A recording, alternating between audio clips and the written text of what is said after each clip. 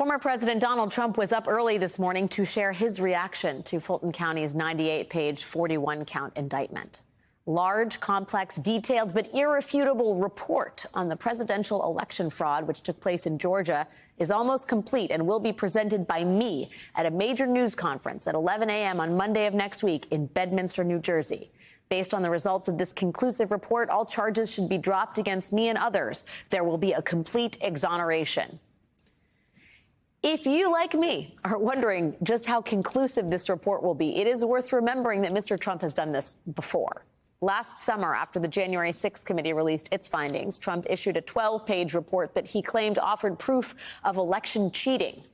As the Washington Post's Philip Bump put it at the time, the report was something of a greatest hits collection for his long-standing crusade against reality.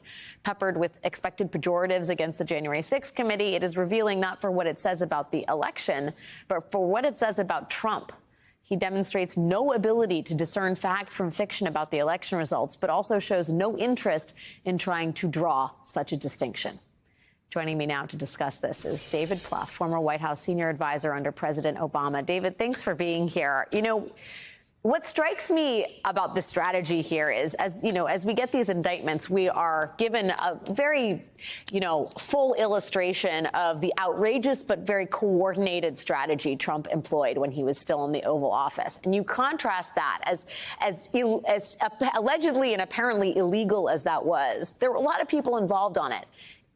And now you have the former president, tweeting out these announcements for press conferences at his golf club and these so far clownish reports that he thinks are going to completely exonerate him. And it's such a study in how much Trump has lost the support and the sort of the wisdom, if you will, or at least the strategy of the inner circle that he once had. They're all indicted now, David. And what has that left him with? I mean, I found this announcement today shockingly embarrassing.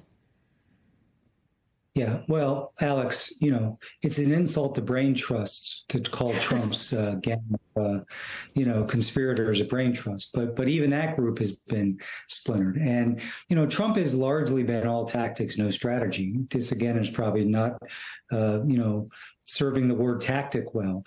But what's fascinating about this is he treats it all as a game. And of course, he's now been indicted 4 times just in recent months.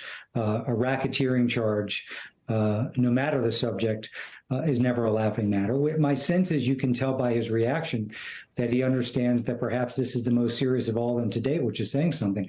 I would say about the politics, there's no sign, Alex, that this is going to hurt him in the Republican primary. If anything, it'll help him. I think the one thing that could change that is if we begin to get more sense that this is hurting him with general election voters. But even if that doesn't happen before January or February, when primaries and caucuses happen, it's hard to believe there's a single voter out there who's more likely to vote for Trump, a swing voter. And where this will probably hurt him the most is the state of Georgia, a battleground state.